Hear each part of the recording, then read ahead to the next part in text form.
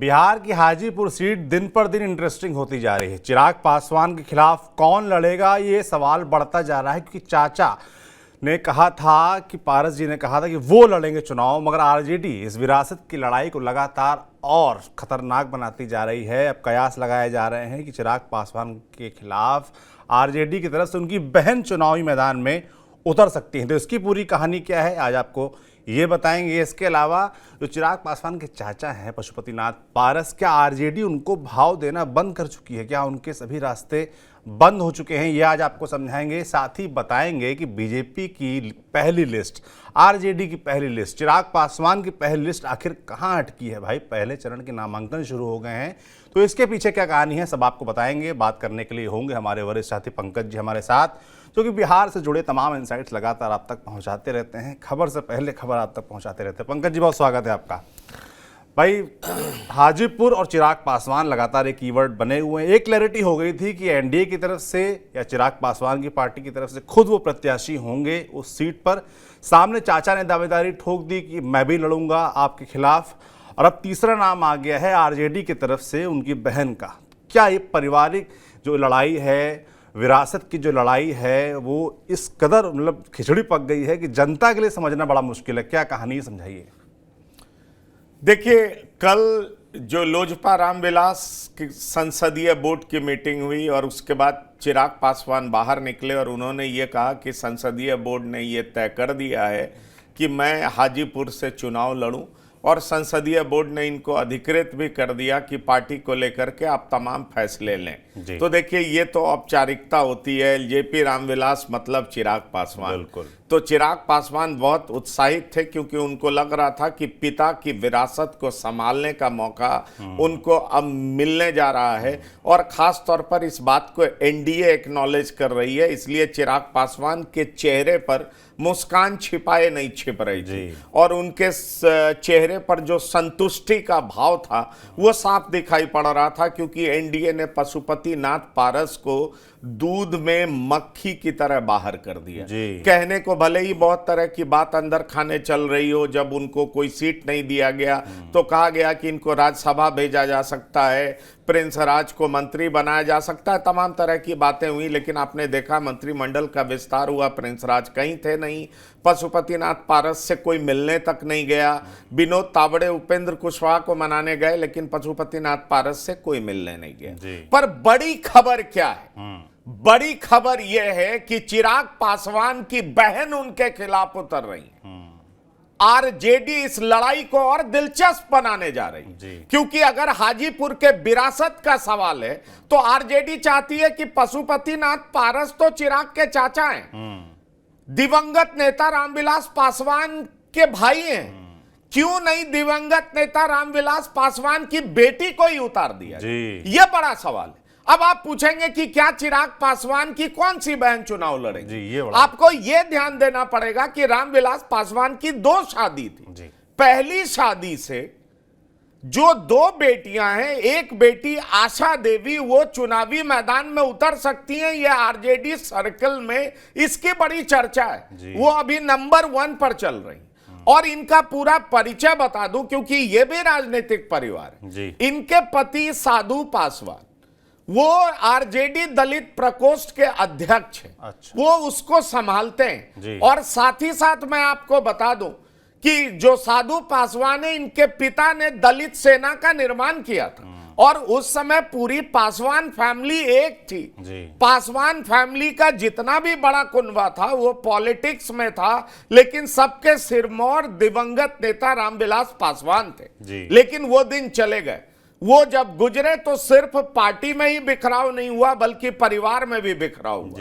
एक तरफ पशुपतिनाथ पारस गए तो एक कुनवा आरजेडी के तरफ मूव कर गए। और अब देखिए, आरजेडी इसीलिए इस लड़ाई को बेहद दिलचस्प बनाना चाह रही है। अब सोचिए, पशुपतिनाथ पारस ज्यादा कारगर होंगे या आरजेडी के दलित प्रकोष्ठ के जो अध्यक्ष हैं, जो मुखिया हैं, उनकी पत्नी आशा देवी, जो कि चिराग पासवान की बहन है।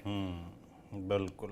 दिवंगत नेता रामविलास पासवान की बेटी हैं। आप ये समझिए, इसलिए यह लड़ाई भाई बनाम बहन बनाने की है। और यही सोच आरजेडी सोच रही है इसलिए कल आपने सुना होगा कि लालू प्रसाद के बेहद करीबी नेता जी। सुनील सिंह ने एक प्रेस से बात करते हुए क्या कहा, जब पशुपतिनाथ पारस के बारे में पूछा गया तो उन्होंने ये कहा कि पशुपतिनाथ पारस दगे हुए वो कारतूस हैं जिन पर टाइम खर्च करना बेईमानी होगा। आरजेडी में खुद इतने बड़े नेता हैं जिनको अकोमोडेट करना मुश्किल हो रहा है। मेरे हिसाब से अब वो स्पेंट फोर्स है, उनके पास कोई जनाधार नहीं है जी। पासवान का जनाधार उनके पास है नहीं। और जब वो मंत्री थे तो उन्होंने क्षेत्र के लिए, राज्य के लिए, अपनी जाति के लिए, समाज के लिए कुछ किया नहीं। ये कौन कह रहे थे? सुनील सिंह कह रहे थे जी। और आपको बेहतर पता है सुनील सिंह वो शख्सियत हैं जो रबड़ी देवी के मुंह बोले भाई हैं। लालू परिवार में उनका सीधा एक्सेस है और वो खुल करके तब भी बोला करते थे जब जेडीयू और आरजेडी के बीच गठबंधन था, सरकार चल रही थी और सुनील सिंह लगातार नीतीश कुमार के हरकतों पर तंज कसा करते। जी। आरजेडी कुछ दिन उनको रोकी जरूर, लेकिन आरजेडी ने सुनील सिंह पे कोई एक्शन नहीं लिया। तो आप समझ लीजिए कि सुनील सिंह किस तरह का भरोसा इंजॉय करते हैं लालू परिवार में, आप समझ सकते हैं। बिल्कुल। तो सुनील सिंह ने तो सिरे से खारिज कर दी। अब ऐसे में सवाल उठता है कि हाजीपुर से कौन होगा, कौन चुनावी मैदान में होगा? जी। तो ये जो सवाल उठ रहा है, एनडीए से तो चिराग पासवान होंगे, इसमें तो कोई शक नहीं। बिल्कुल। लेकिन उनके सामने आशा देवी का पहला नाम है। अच्छा। और आशा देवी का जो परिचय मैंने बता दिया, अगर चिराग पासवान दिवंगत नेता रामविलास पासवान के बेटे हैं तो आशा देवी भी दिवंगत नेता रामविलास पासवान की बेटी है। और इसलिए लड़ाई विरासत की होगी और विरासत की लड़ाई भाई और बहन में होगी। बिल्कुल। तो विरासत और की आरजेडी इसी का मैक्सिमम एडवांटेज लेना चाह रहा है, सेंधमारी करना चाह रहा है। वो नहीं चाह रहा है कि पासवान समाज पूरे तरीके से, जिस तरीके से अभी चिराग के पीछे खड़ा दिखाई पड़ रहा है, उसका बंटवारा हो। और अगर वोट में सेंधमारी करने में आरजेडी कामयाब हो जाता है तो आरजेडी की यह बड़ी विजय मानी जाएगी, बड़ी दिलचस्प हो जाएगी।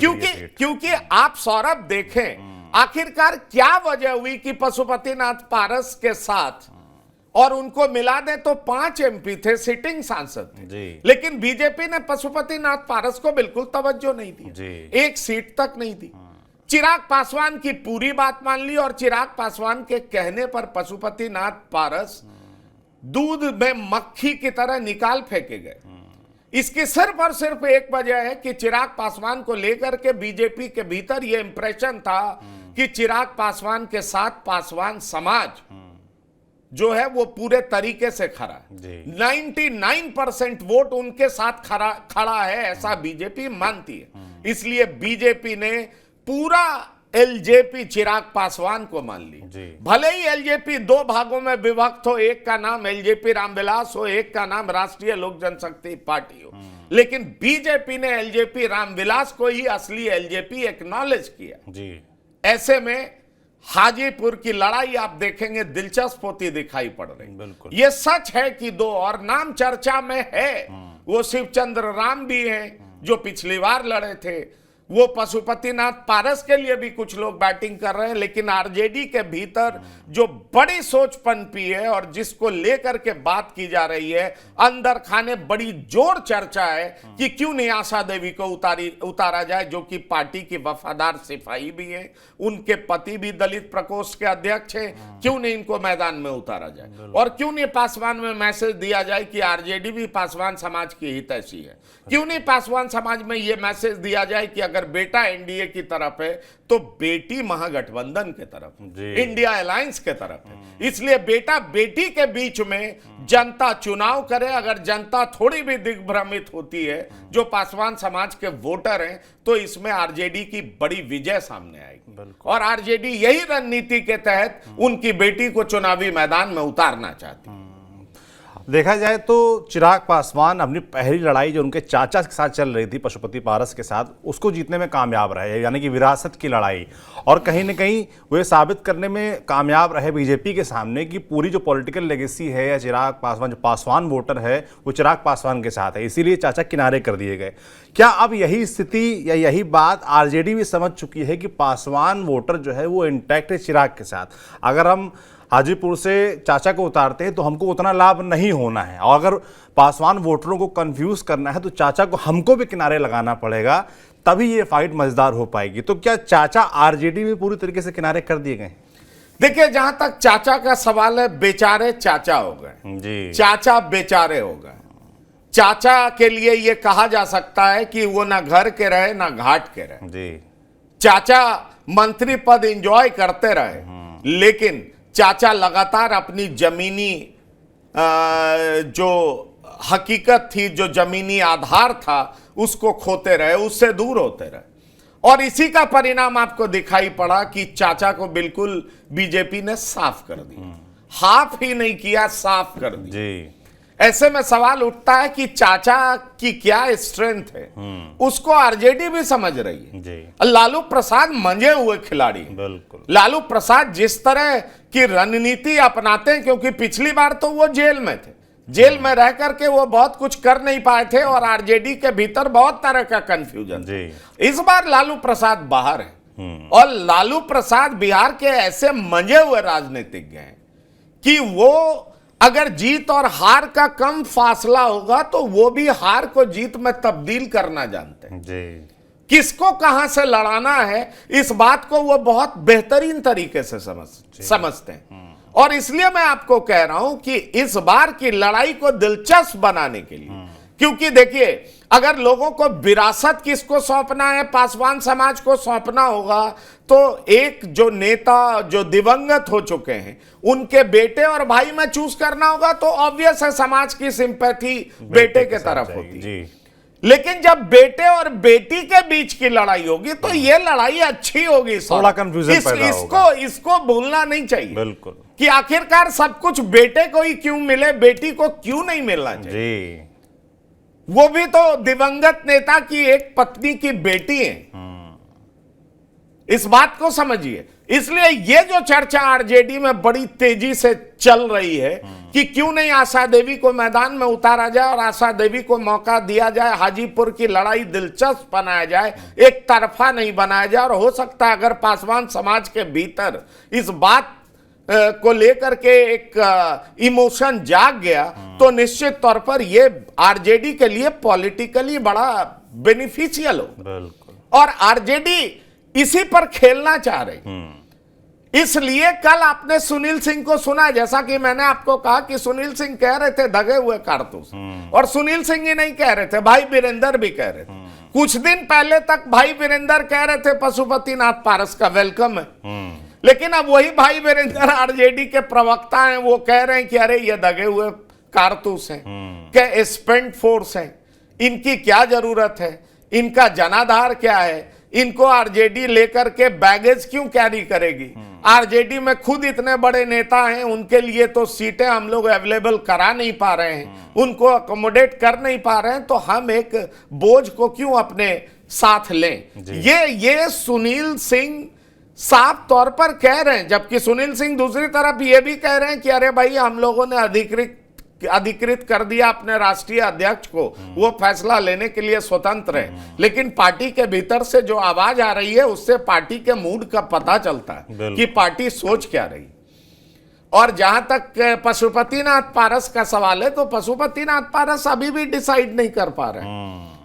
वो एनडीए में है, अभी वो ये नहीं कह रहे हैं कि मैंने एनडीए से नाता तोड़ लिया, क्योंकि अगर आरजेडी में उनको तवज्जो मिल रहा होता और ये तय हो रहा होता कि आप वहां से लड़ेंगे, तो अभी तक वो एनडीए से नाता तोड़ चुके होते। वो ये नहीं कह रहे होते कि मेरी मोदी जी में बड़ी आस्था है, मैं उनका बड़ा सम्मान करता हूं, विश्व के सर्वाधिक लोकप्रिय नेता हैं, इस तरह की भाषा उनकी नहीं होती जी, क्योंकि बीजेपी ने उनको कुछ दिया नहीं। इसलिए मैं आपसे कह रहा हूं कि चाचा ना घर के रहे ना घाट के रहे। उल्टा और हुआ कि जो उनके साथ पहले 5 लोग थे, 5 में 2 लोग पहले छिटके, वो खगड़िया के महबूब अली कैसर जो सांसद थे वो उनको छोड़ करके चिराग के इर्द गिर्द घूमने लगे, और उनसे पहले जो वैशाली की सांसद वीणा देवी हैं वो चिराग के आसपास घूमने लगी।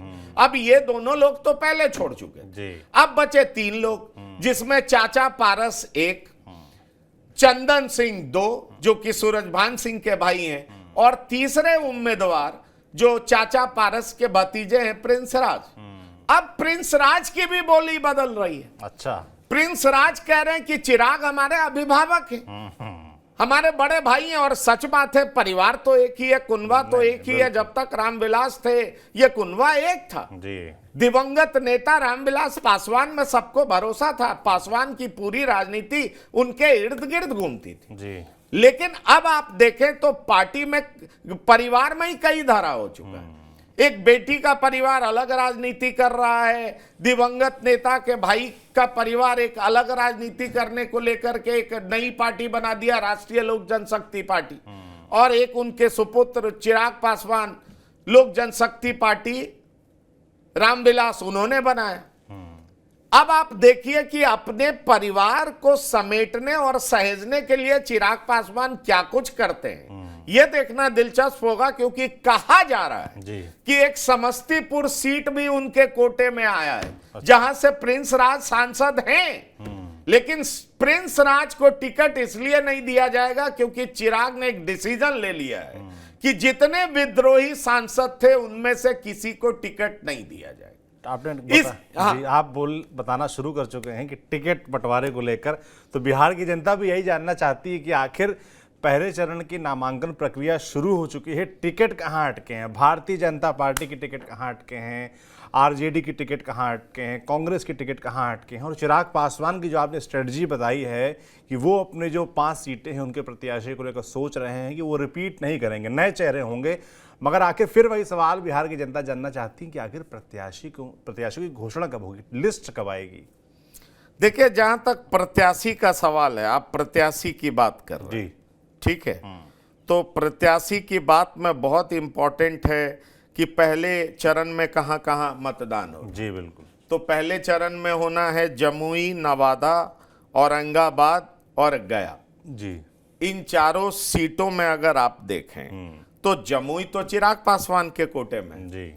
तो यहां से चिराग पासवान की सगी बहन के हस्बैंड ही मैदान में उतरेंगे, तय हो गया। चर्चा कल तक शांभवी चौधरी की भी हो रही थी जी। कहा जा रहा था कि चिराग शांभवी चौधरी जो कि अशोक चौधरी की सुपुत्री हैं उनको उतार करके एक तीर से 2 निशाना साधना चाह रहे हैं, क्योंकि शांभवी चौधरी की शादी, शांभवी चौधरी खुद शेड्यूल कास्ट से आती हैं, दलित समाज से आती हैं, उनके पिता अशोक चौधरी हैं, लेकिन उनकी शादी सायन कुणाल से हुई, भूमिहार समाज में हुई। अच्छा। तो चिराग उनको टिकट देकर के, एक तो चूंकि जमुई सुरक्षित सीट है तो एक महिला उतार रहे हैं, साथ ही साथ दलित समाज से उतार रहे हैं क्योंकि वो सुरक्षित सीट है, लेकिन इनको उतार करके वो भूमिहारों को भी साधने की कोशिश कर रहे हैं, ये कहा जा रहा था। और लेकिन हाँ, और अशोक चौधरी जेडीयू में है तो अशोक चौधरी को साथ करके नीतीश को भी साधने की बात कही जा रही है। लेकिन मेरे सूत्र जो आज बता रहे हैं वो ये बता रहे हैं